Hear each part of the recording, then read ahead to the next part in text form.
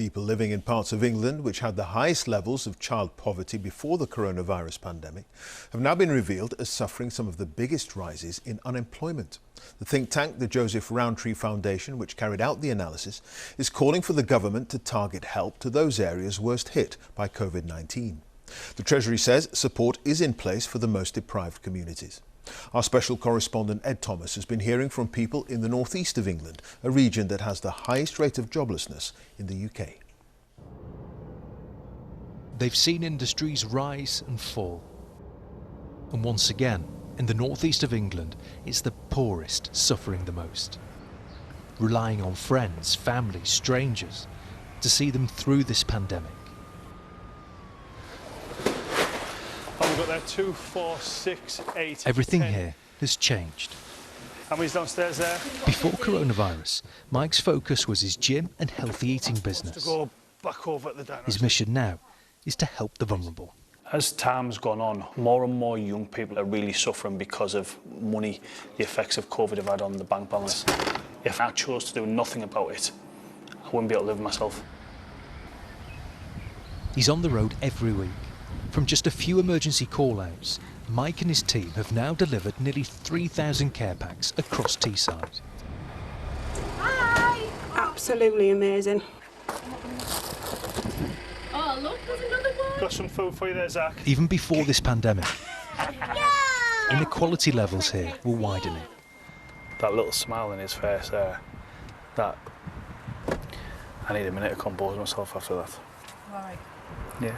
Over the past 5 years, Redcar has moved into one of the top 10% most deprived areas in England.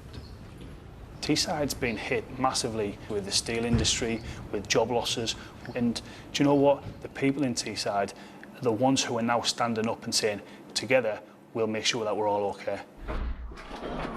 It's not just the poorest in crisis. This is my equipment, 75 grand's worth, unused since lockdown.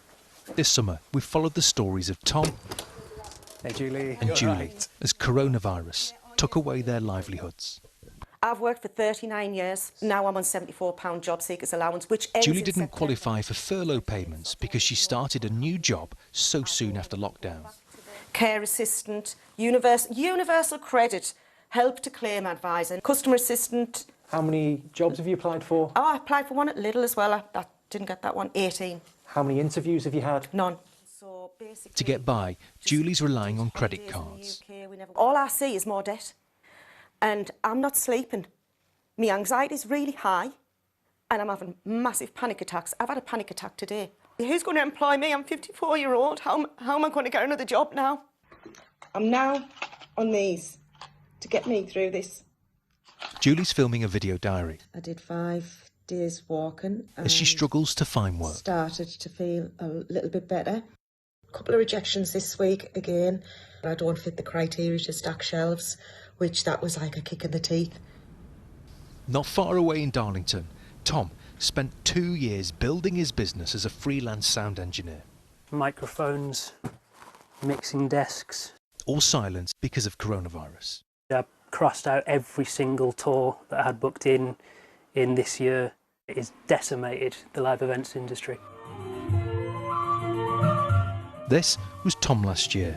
Because he's self-employed, he can't furlough himself. And his wife's modest wage means they don't qualify for universal credit payments.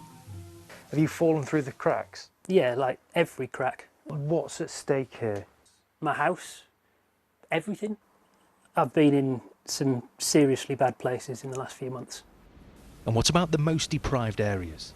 The people who once survived on cash-in-hand work, 0-hour contracts. Do you want some stuff for your daughter? In Thornaby, the desperate are coming here. Oh, That's nice. that's a bit nice. Sparkly, isn't it? Oh, get that in your bag. Debbie's community hub offers free clothes, food and benefits, housing and job advice. You're surviving on universal credit and like us helping you out bits and pieces, isn't it?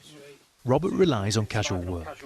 It's all dried up. Cushion on you, cushion on me, like. So you couldn't apply for any furloughs? No, no that, no. With these where he helping us, God knows what we'd have done. Would you have been able to eat? Well, not every day, no. We've got some sandwiches in again. Have you? Today Richard needs food Really, I'm ordered the beef ones.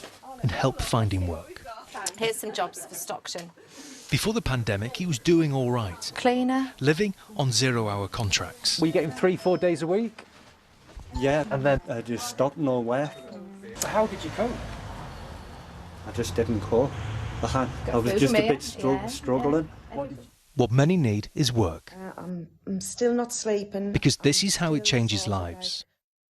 Well, it's actually really good news. I have been offered a 16-hour job. After 140 days, Julie's working again. So I'm really excited. The Treasury told us it has supported the most deprived UK communities through the pandemic, protecting more than 9 million jobs. Thomas, BBC News, Teesside.